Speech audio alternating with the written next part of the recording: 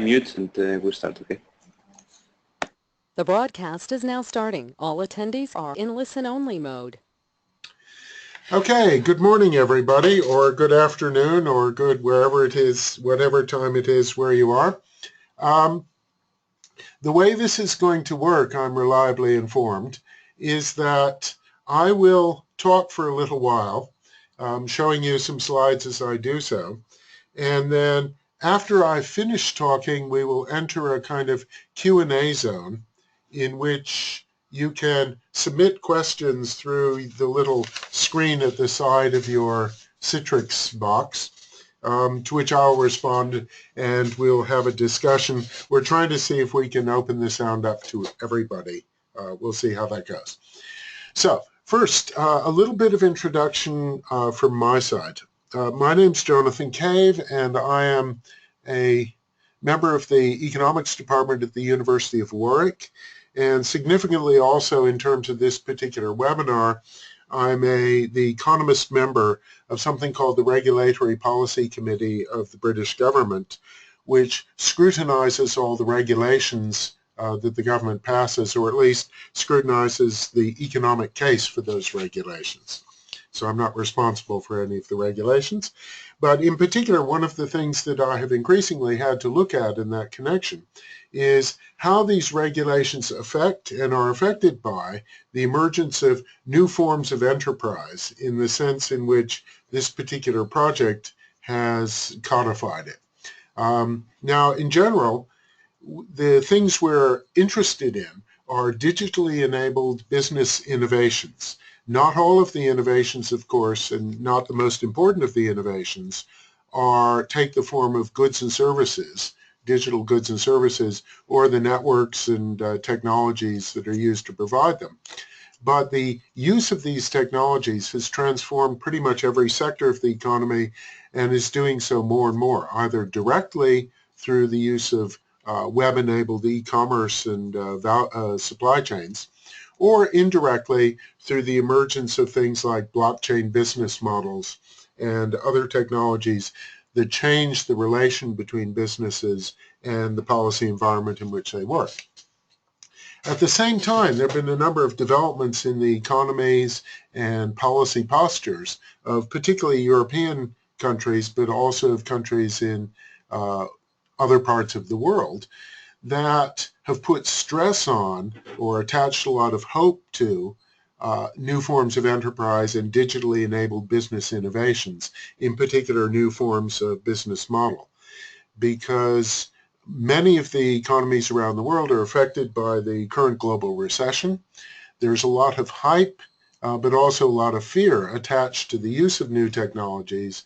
There are ambitions in governments to see more and more innovation, and there's a certain amount of category confusion between innovation and innovative firms and small firms on one side, and between startups and new firms on one side and entrepreneurial activity or risk-taking on another side. So what I'm going to talk about this morning is the policy environment in which these new businesses will have to operate, both to give a sense of how governments are thinking about these things and how regulations are responding to them or could or should be responding to them, and also to give people involved in starting or operating such enterprises a sense of how they can become involved to make sure that that environment meets their needs in an appropriate way. So with that in mind, I'm going to break it into three parts. The first talks about new forms of enterprise, or at least some aspects of them, that have become kind of obvious during the course of the project. The second will consider the way in which economic considerations enter into the formulation and implementation and analysis of policy, and how the new forms of enterprise and the technological and market changes that have been associated with their emergence challenge this kind of the thinking that goes into existing policy. So just to give a quick example of that, existing policy has noticed that innovation has been a valuable thing. and it has noticed that innovation has tended to come from small firms. So it leapt from that to the conclusion that more and faster innovation was necessarily better, and that all small firms were the same kind of entity, namely small startups based around single ideas that wanted to grow to become very large firms, preferably in the case of unicorns, before they're ever listed on publicly available markets. Now, we know that a lot of the things that we can observe about small firms and about innovation go against this conventional wisdom, but such is the power of economic paradigms that it's proven very difficult for governments and for international entities to get past those preconceptions. And we'll move on from that to consider about 5 or 6 specific policy areas in which the role of new forms of enterprise is particularly interesting, or at least has appeared particularly interesting from the perspective of the project. Excuse me, it's springtime, the pollen is coming up, so I may from time to time cough and splutter as my hay fever kicks in. Now, among the things that conventional policy assumes about businesses are that businesses take the form of corporations, and that these corporations have stable structures which last for a long period of time and have distinct boundaries.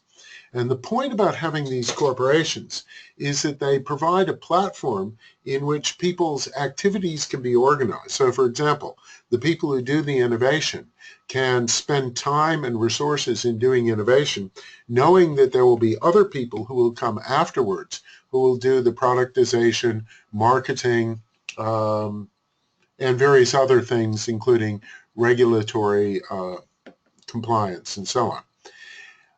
If you didn't have a corporate structure, you would need to have a network of contracts to do this, and it might be very difficult, particularly in rapidly changing or highly technological areas, to write such contracts, let alone to monitor or enforce them.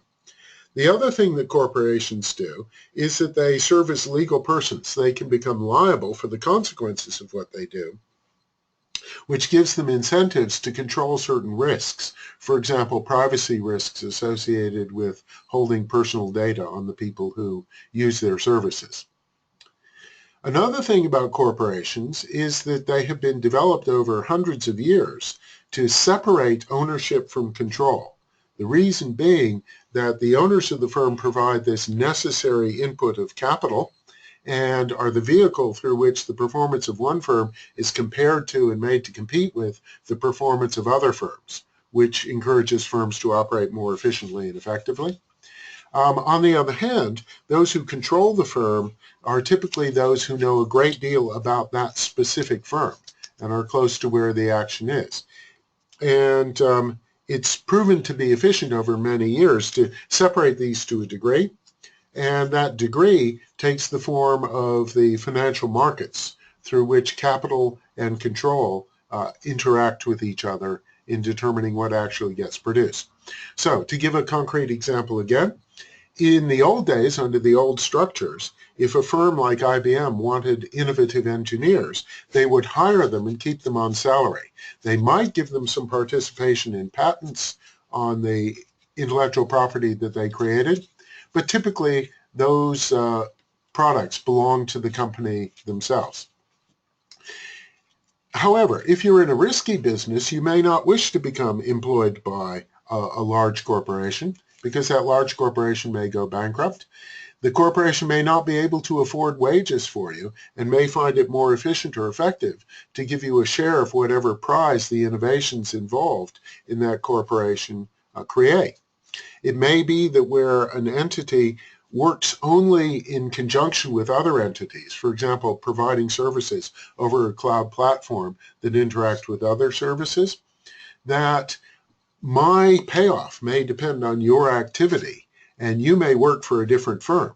So in that sense, the notion of me as an employee of my firm needs to be subordinated to the partnership between you and me as we work together to identify what the market needs and to provide it. Another thing that is assumed, at least to some degree, is that markets work. And what markets have to do in this case is to identify the good technologies, goods, and services to make sure that the costs involved in producing them are recouped somehow, usually through selling those goods and services, but not always, and that the people who most benefit from those services gain access to them. So in other words, there's a process of transforming inputs into outputs and allocating those to the people who might use them. Now, one of the things that we've noticed in the new forms of market, for instance, is that the data involved in transforming inputs into outputs and providing services may be of separate or independent value, sometimes involving third parties who are not part of the original contract. So if I use a search engine, for example, I may pay a bit for the search results, or I may pay nothing at all. But my use of that search engine creates data that are valuable to other people. And so therefore we get more complex forms of interaction that don't fit into usual market models. Moreover, in market models, markets are informationally efficient if they make use of all the relevant information that is known by the people who participate in those markets and give them incentives to learn about new things that may be valuable to themselves or to other people. And traditionally, again, when markets have not worked properly, when markets fail through monopoly power or asymmetric information or any one of a number of other classical problems, regulation or government comes in ostensibly to help markets to do their job. Now, often there's a confusion here because the regulators sometimes concentrate on the way the market operates rather than what the market produces. So they may think about competition even when competition is inefficient. They also assume in the conventional economic underpinning that everybody's in it for the money, that money can be transferred from one person to another, which means that if I give it up, you have it and I no longer have it. Now, information obviously is not of that nature. If I tell you something, I still know it, hopefully anyway. And when I know it, then we both know it and we can interact or make partnerships in perhaps a more productive way. Moreover, even if money, if we can define money and put a value on our operations, the conventional assumption is that in order to do something innovative, for example, I have to be paid for it and paid for my time. That is my primary and sole motivation. But if we look back at a lot of the new enterprises or the formerly new enterprises that now dominate the world, what we find is that very often it was a bunch of people just messing around together to see what something would do without a very clear idea of what might be produced or whether any money would be realizable from that activity at the end of the process. They were doing it out of curiosity or because there was a social or personal need that had to be met or out of some spirit of social conscience. Now, of course, over the process of operating as enterprises, this will change, but it is important even in the genesis of a new form of enterprise from an idea to a bunch of people working together, that we recognize that some people will be in it for the challenge and the excitement, some will be in it for the money, some will be in it for intellectual curiosity or academic interest. Some may be interested in it because they have public service responsibilities or even family or community responsibilities they need to discharge. And so if we assume that everyone fits a single mold, we may well have missed a certain essential aspect of the economy. Now, from these assumptions, it follows that there are certain things that one can always safely do.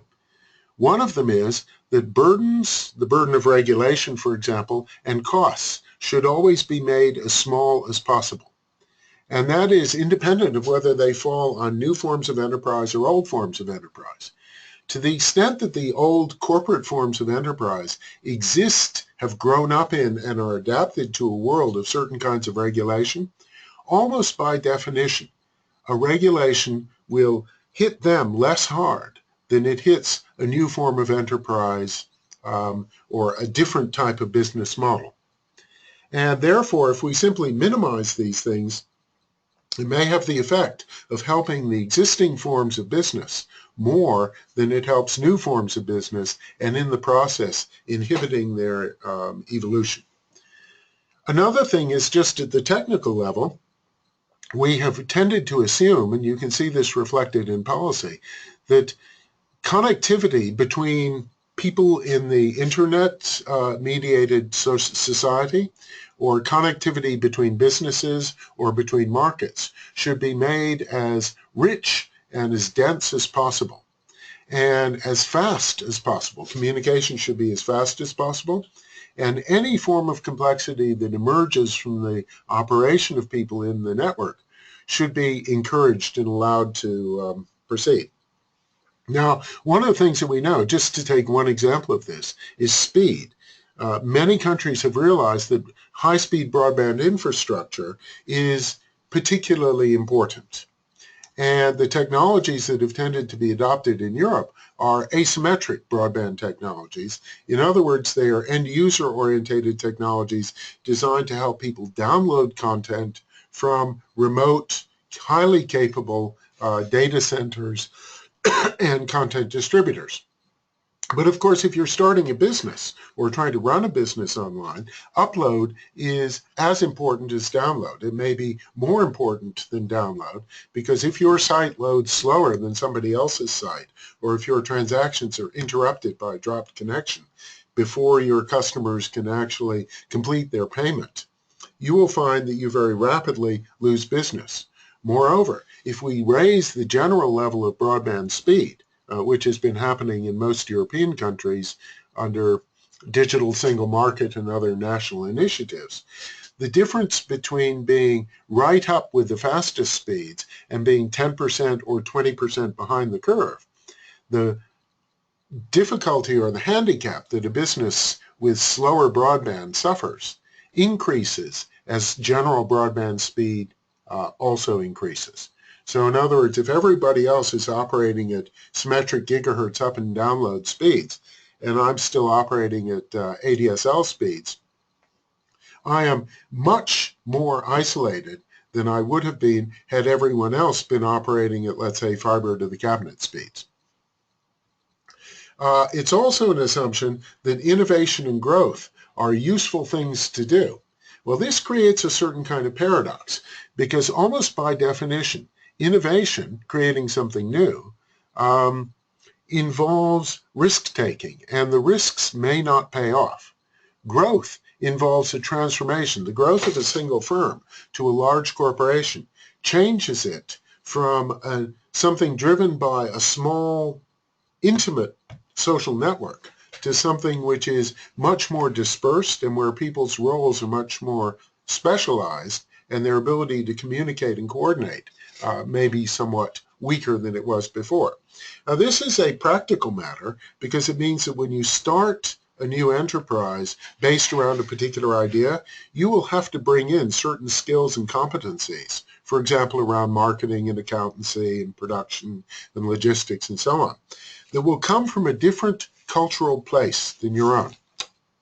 You'll also find a tension between the need to increase your revenues, or the apparent need to increase your revenues, and the quality of life that working for the firm can offer to you, either in your working life or in terms of what you're able to offer to society. So growing, and particularly perpetual growth, does involve a certain transformation which may not be appropriate for all businesses, all countries, all periods of time. And the final thing is that there is a lot of rhetoric that suggests that risk-taking and entrepreneurial activity are necessarily good things because good things have been associated with them.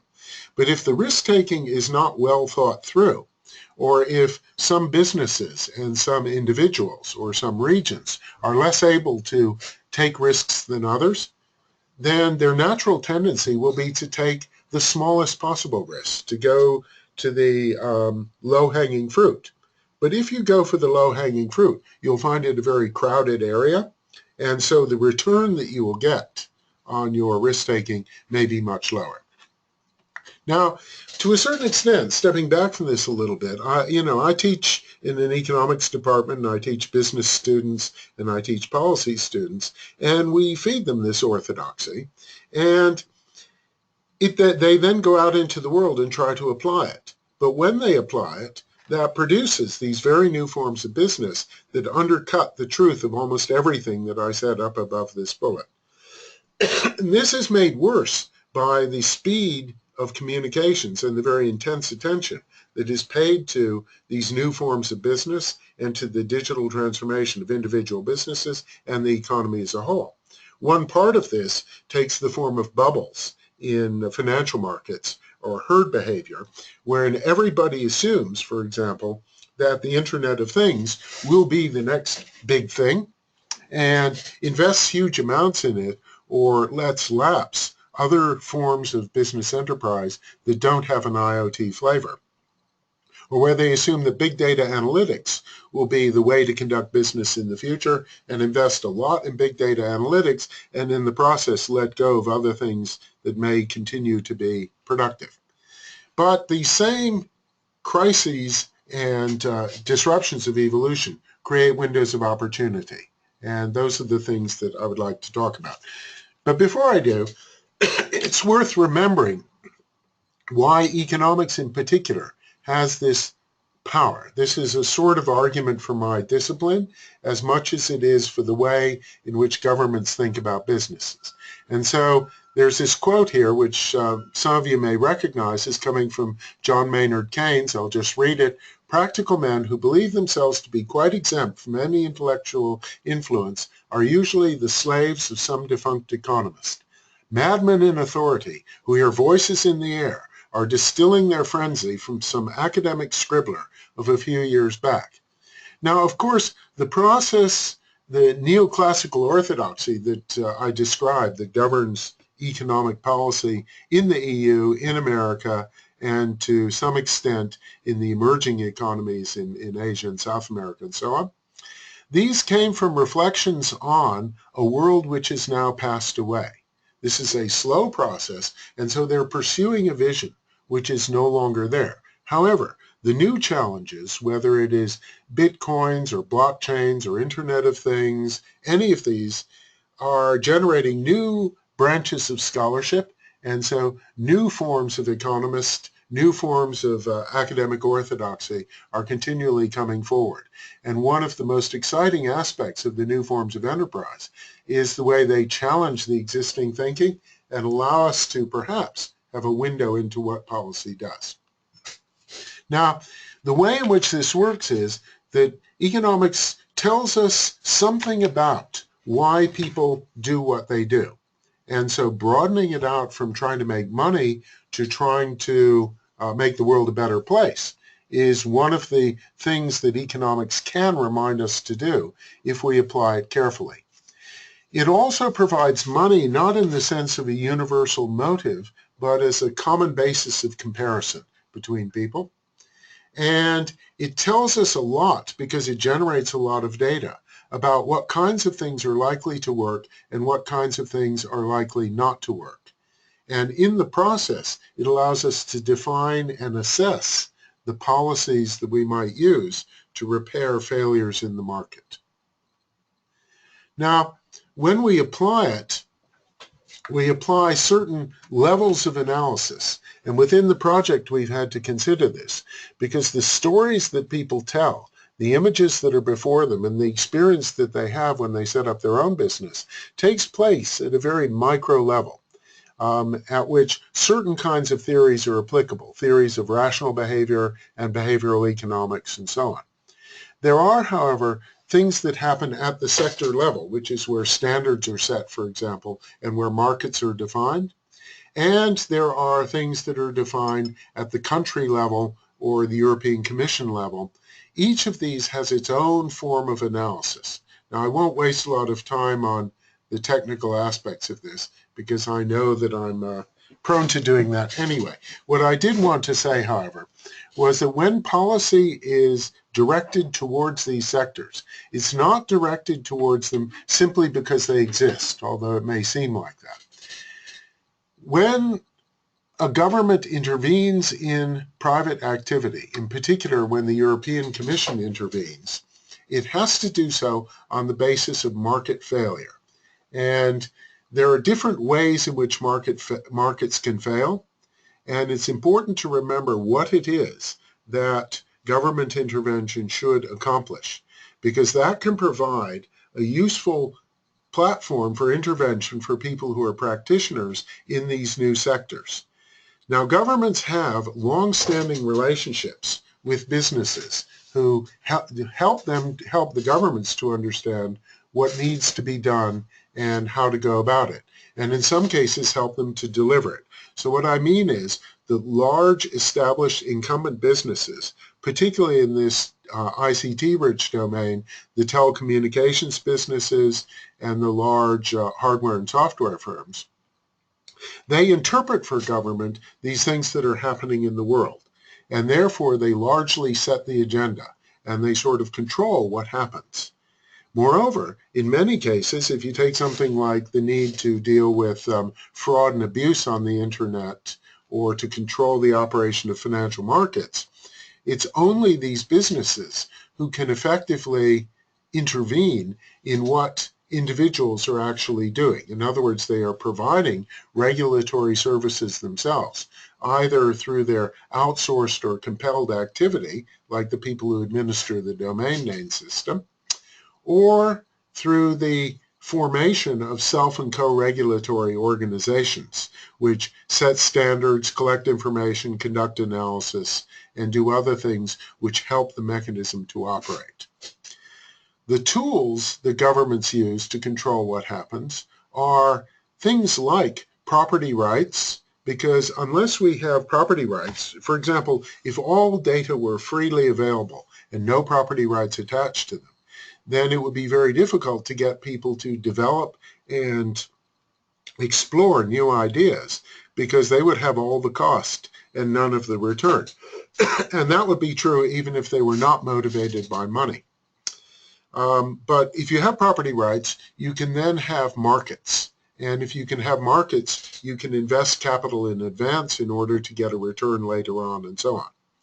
But that only takes you so far. To some extent, you may need to use, so for example, if you want to get high-speed broadband out to businesses which are located in remote areas, the government can't really do that. It has to rely on the people who lay the fiber or run the cables or run the switches, in other words, the telecommunications operators, to get those services provided. Now, it can do so by creating an ex-ante restriction, a license, which says if you're going to offer telecommunication services, you have to behave in a certain way. You have to not rip people off, not cut people off, and perhaps you may need to commit to providing some level of universal service. But of course, we can't always tell in advance whether a business is going to conduct itself properly or whether its operations will continue to be socially justified. And so we have ex post rules which say that if you have failed to deliver these things, failed to keep personal data safe, for example, you may need to be subject to some kind of legal constraint. There are also various other tools like taxes and subsidies or contests, but all of these form part of the policy mechanism, and there's no presumption that one of them is better than another. Now, how does the internet challenge this sort of standard perspective that we have? Well, some of these things I've already talked about. It assumes that things are being done for money, whereas in many of the new forms of enterprise, the monetization may be indirect through third parties or reuse of information, or it may come much, much later on, once people have played with something that they get for free long enough to discover why it is valuable. So the freemium sort of business model, or giving away toys to see what people do with them, is a very viable prospect that is not really there in the standard model. Another thing is that we have tended to base policy on the idea that people, including businesses, are rational, and that things that might challenge them, for example, control of their personal information or control of sensitive business information, if you use a cloud provider, for example, to process your accounts or do your data analytics, you're concerned about who sees those. Now, the traditional notion has been that if you're given the chance to consent to using these things, that's enough. But in the modern, complex, fast-moving world, you may not know who the people who have access to your information are. You may have no idea at all about how your data may be used. And even protections like what has been called in the press the right to be forgotten, but is more appropriately called the right to demand erasure in the new privacy regulation, may not be a very effective form of protection. Because in order to ask that something be erased, you have to know that it exists and where it is. It's also tended to be assumed that the actors, the people who have decisions to make, are human beings. But increasingly, they're not human beings. There are algorithms on the board of directors of major venture capital associations. Most of the financial trades that take place are driven by algorithms rather than individuals. And machine-to-machine contracting is shortly set to become more important, at least in terms of volume, than human-to-human or business-to-business contracting. Also, we know that because people can't get their heads around all the information that exists in the world, they have to look at subsets. And among the most important subsets are, what are the people around me doing? What are the people to whom I pay attention or of whom I have sight doing? And when that happens, when I start looking at what those around me are doing, and it becomes difficult to know exactly why they've done it, then herd behavior can occur. And we can't then argue that just because something is being done a lot, it's necessarily going to be a good thing. Another challenge is that if I have information goods, a lot of what we do in terms of managing proprietary business information or personal information is to control who owns the data and to think of it as something that can be bought and sold. But access may be as important as ownership. Another really critical element that has only recently begun to get recognition in policy and in business is the notion of two-sided markets. If you have a service provider and a service user, traditionally the service user had a contract with or had an arrangement with the service provider. And so if there were new opportunities that would create more value, or if there were things that the service user didn't want, then you could have a discussion between them that would allow that value to be enhanced. But if they interact through a platform, then each one has a relationship with the platform and not with the person on the other side. And the platform has a strong incentive to capture as much of that value for themselves as they can. So to give an example, if I have a cloud platform distributing content, then if you as a content owner need to use my platform, my store to do so, you'll know that you're only getting a portion of the money that your end users would be willing to pay for that content. Moreover, because your content is available on the platform and attracts me to use the platform, you may be subsidized to use that platform and not actually pay for the cost of it.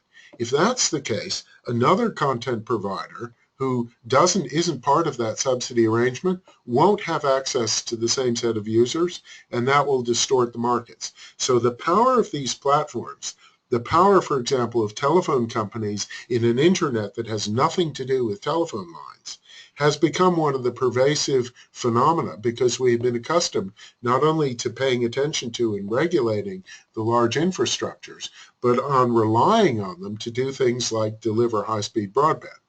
And they're accumulating a lot more power than governments are effectively able to control.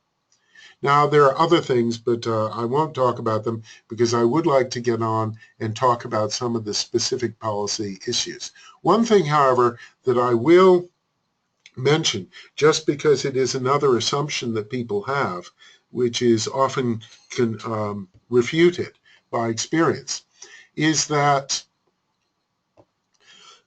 information is a valuable commodity. in and of itself. Now, what people from organizations like the Open Data Institute have quite clearly demonstrated is that very often information's value depends more on access than on the content of the information. In other words, it's what people do with information that's important. There are some kinds of information which I might have that are valuable precisely because I'm the only one who knows them.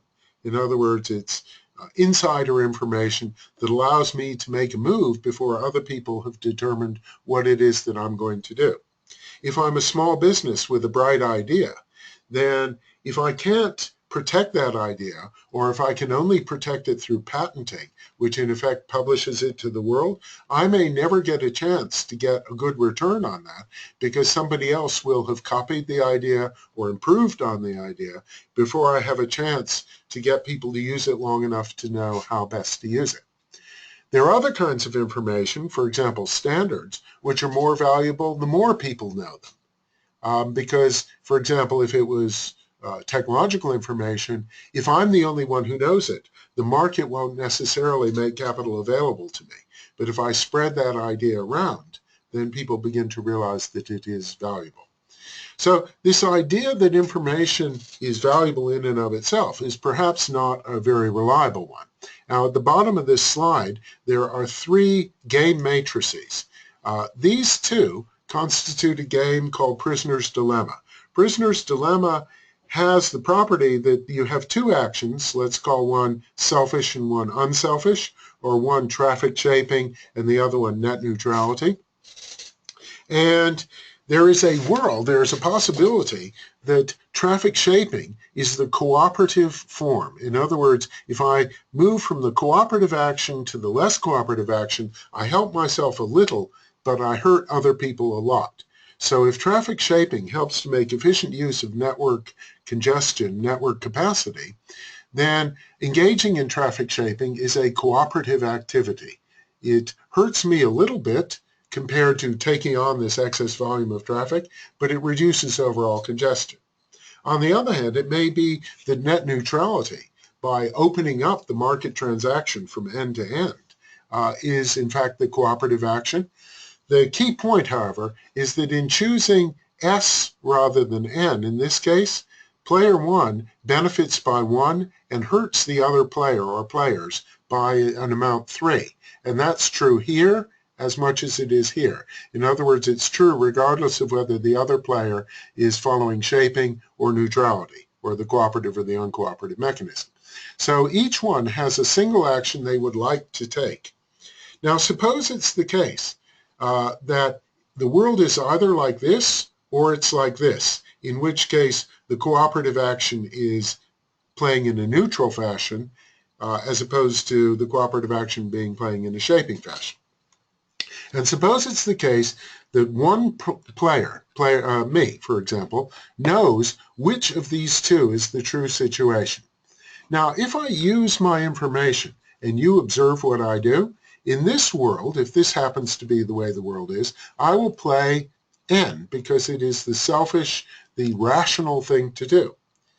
If it's this world, I will play S because it is the rational thing to do, independent of what you do.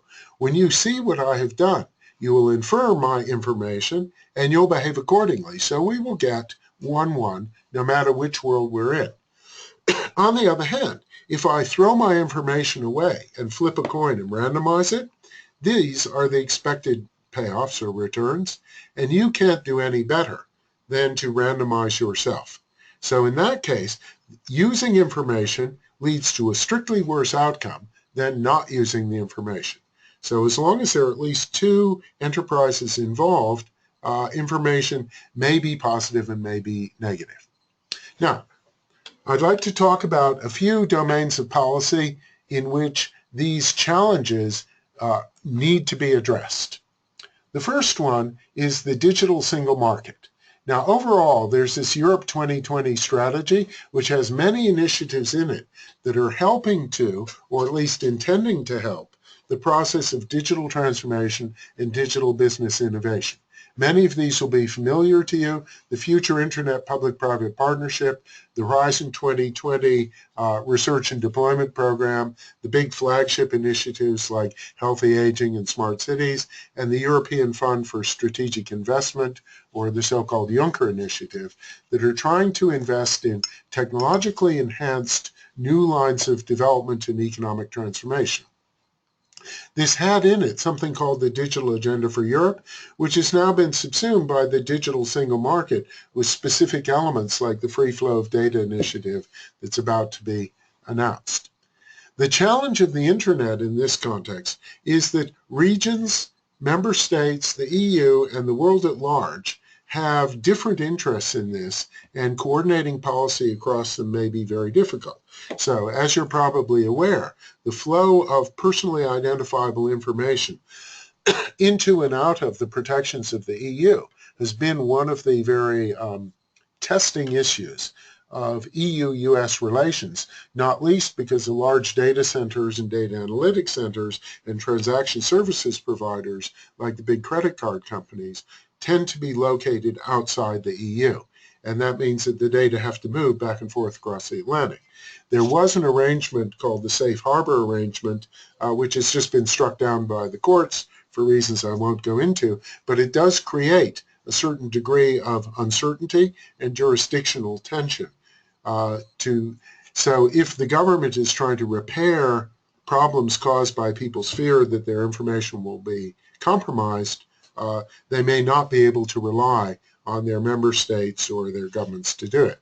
Another example of this is the difference in attitudes across these domains in terms of who you have to keep things secret from or secure from. To a certain extent, particularly in Europe, the presumption is that our data need to be kept safe from proprietary private or business interests unless and until we are able to give consent for those data to be collected, processed, and shared. In the United States, they tend to be more concerned with keeping data safe from the government. So recently, particularly in response to certain large data losses and terrorist incidents, a number of bills have been passed by European member states or are in development, which will substantially inhibit the ability of people to act in their own interests, while at the same time enhancing the ability of governments to collect this information. But once the governments have the information, the fact that it's of economic value will be important. Okay, now there is in this a large economic potential for Europe to benefit from the development of the single market and the resolution of these regulatory problems. There are 3.15 million people in Europe who use the internet on a daily basis. And if it were fully exploited and integrated so that geo-blocking and other national differences could be eliminated, an additional 415 billion euros could be added to GDP. And moreover, some of Europe's particular problems, especially around youth unemployment, could potentially be resolved. And in this case, it's important to recognize we're not talking just about employment in the sense of who has a job that pays them a wage, but also who has a productive form of activity in which they can engage, which encourages them to use their skills, their training, and their enthusiasm. But this digital market doesn't really belong to Europe. 42% of online economic activity never crosses the border of a European country. Only 4% is truly cross-border.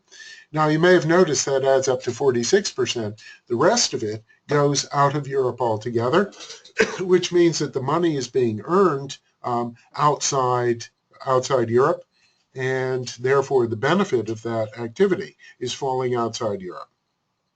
The framework conditions for resolving these problems are also somewhat challenged at the moment. Fast broadband is more a promise than a reality, and there are particular not spots, especially but not exclusively in rural areas, where businesses and individuals who are located in there are very cut off from this digital single market. At the same time, there are new opportunities that could be exploited, including things like cloud data storage and data analytics of various forms. And that creates a policy case for a variety of things that are involved with the digital single market. Now, I'm not going to review this because we're particularly interested in what happens in terms of new forms of enterprise. One of the barriers that exists is the fact that the legal status of a firm is primarily defined in terms of corporations that are either large or are small and wish to become large. And if new forms of enterprise wish to exist as small, agile, and transitory or evanescent enterprises, these legal forms may not be the right ones. In addition, a lot of the legal conditions under which businesses operate in Europe are highly fragmented or very slow or very burdensome. VAT registration, for example, are one of the main reasons why there's so little cross-border activity. But there are also other things which are more direct impediment, like geo-blocking. It could take the form of not being able to reach services offered in another country, or it could take the increasingly frequent experience of people who find that where their IP address is registered determines the price that they have to pay for things like railroad tickets, CDs, electronic equipment, cars, and so on and so forth. So there are a lot of unjustifiable fragmentations that still exist. Now, one of the things that's more positive in this domain is that, in principle, the role of small, novel, innovative firms and innovative firm forms is being recognized through the emergence of new legal forms and through certain presumptions, like the UK presumption that when a new regulation is passed, it should not be applied to small and micro businesses. Now, there are other policies, but I don't really want to take time to talk about them now because I apologize, I spent too long on the lead-in, but that always happens. There are a couple of others I want to mention because I think it would be interesting to consider what implications they may have. Net neutrality is one that is working its way through to implementation. And it basically says that a bit is a bit is a bit, and that all traffic, regardless of where it comes from, should be treated in the same way by all internet service providers. Now, there are some services that are regarded as exempt from this and receive what are called zero ratings, so they don't count against the neutrality targets. But there's a real question here about whether small businesses and innovative businesses would find themselves discriminated against by large network operators, and whether that would inhibit their growth or distort the ways in which they develop. So it's one thing that we could talk about. The main point here, however, is that discrimination or differentiation may in fact be necessary if certain markets are to operate. The key is to find the right kind. Now, another one is the process of regulatory reform, and this is a big opportunity for small businesses to become involved in making sure that the regulatory environment fits their needs a little bit more. And the one thing I'll mention here is the EU Smart Regulation Initiative, and in particular the Regulatory Fitness and Performance Program.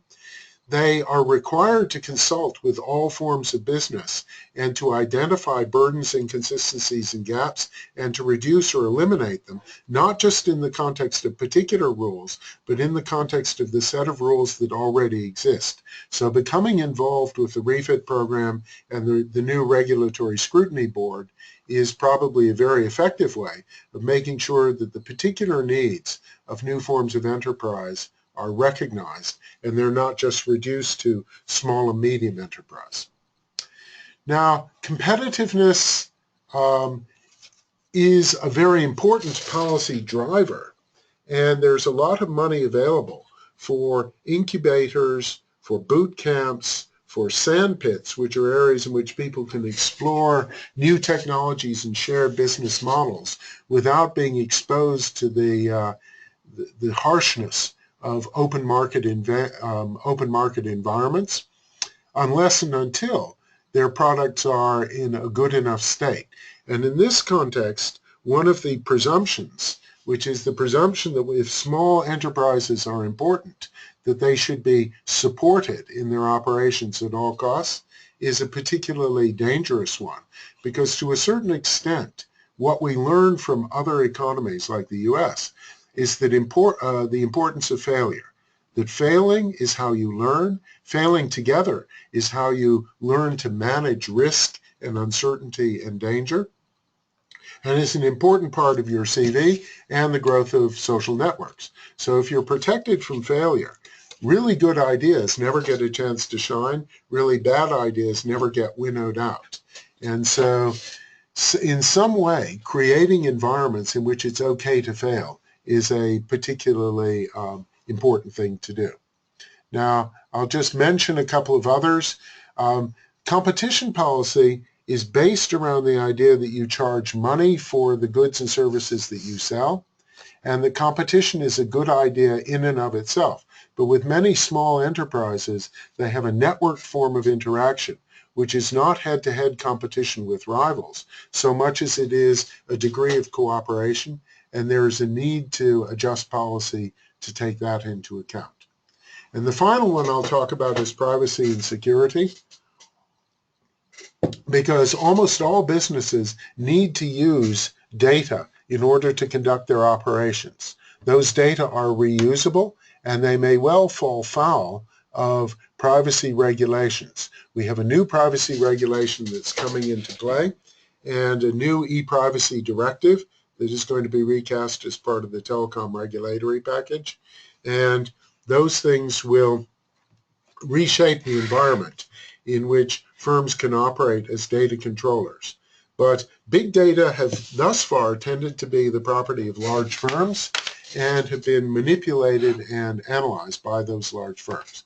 Now, at this point, if I can get back to the Citrix thing, there we go, I will stop saying what I'm saying and open things up in case people have questions, comments, criticisms, which I would be happy to discuss.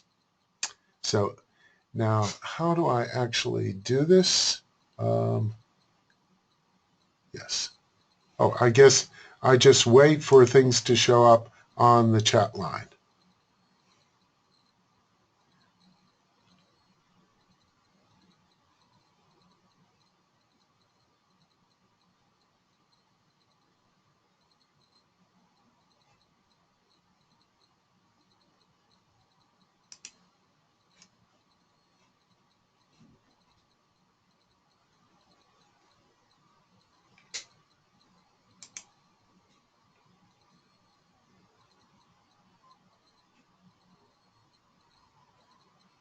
Oh, I see.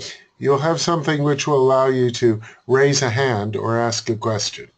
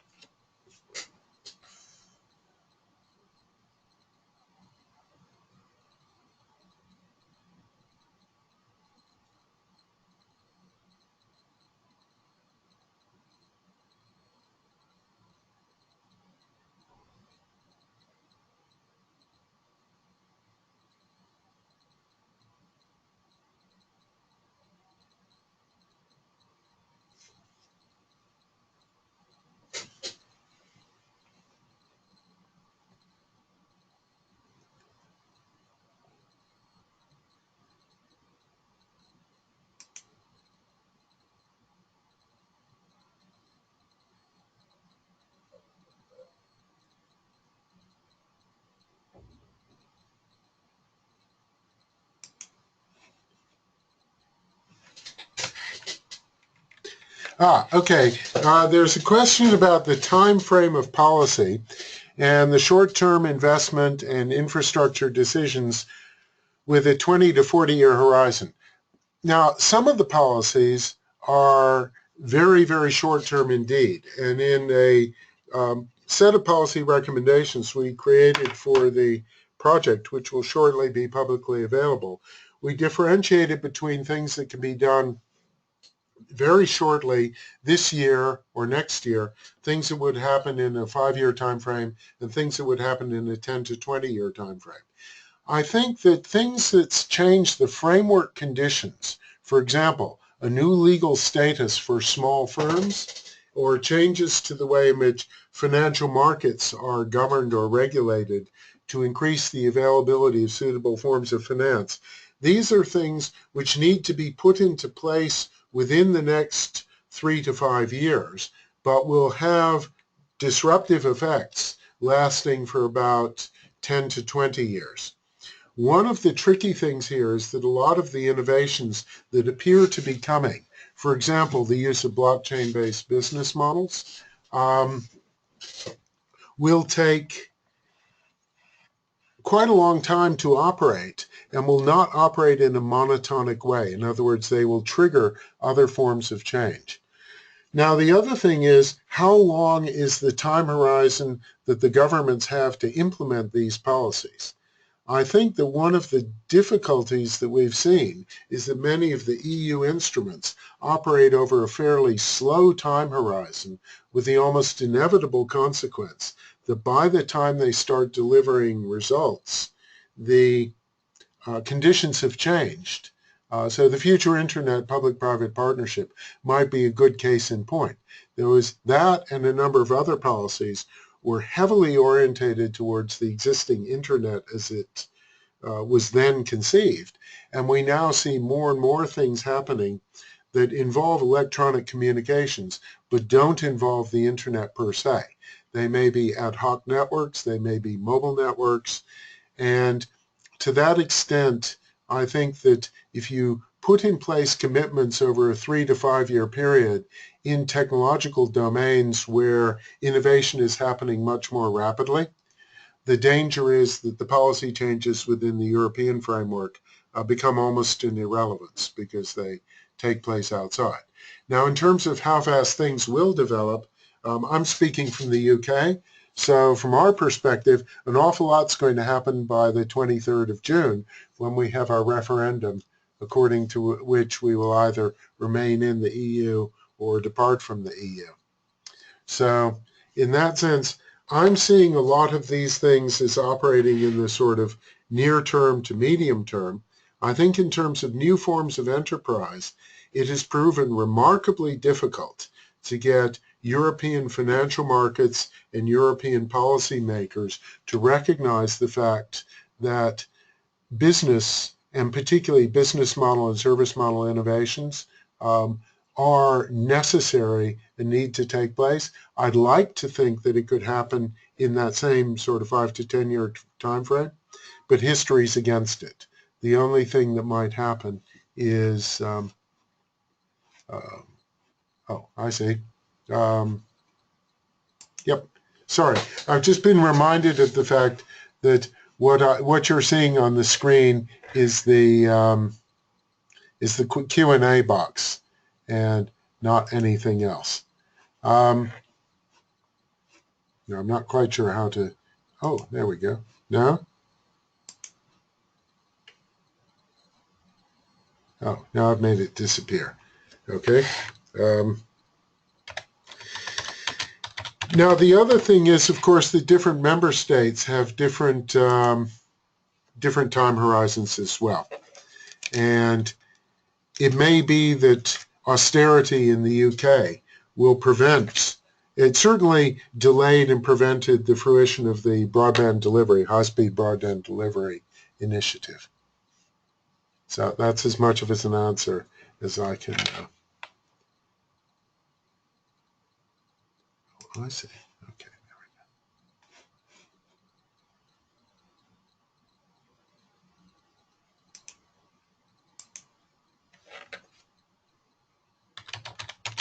go.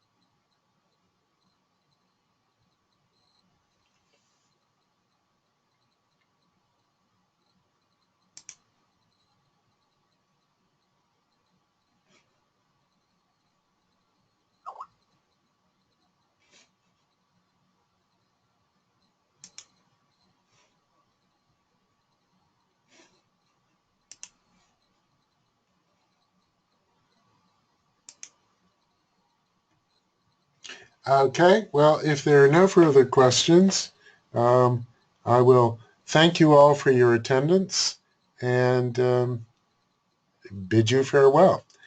Feel free to come back to me by email or to the project, particularly if you would like to see the outputs that have been produced.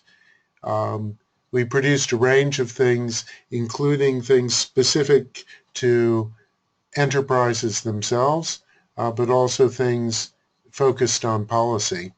And as I mentioned, there's a specific document dedicated to policy recommendations, primarily aimed at commission level things.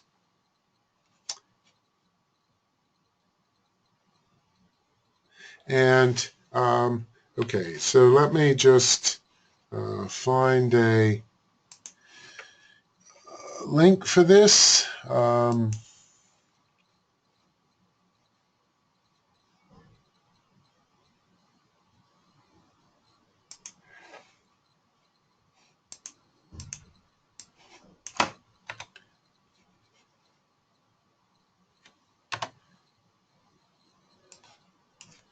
And yes, most of the information that we have produced is or will be available at the link that I'm currently sharing on screen.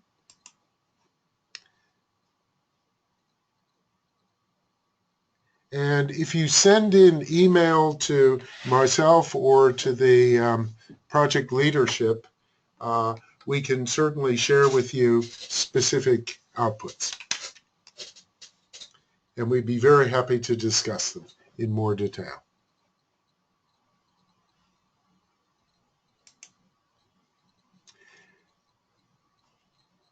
Okay. Well, thanks again, and enjoy the rest of your day, and enjoy your spring break if you're having one.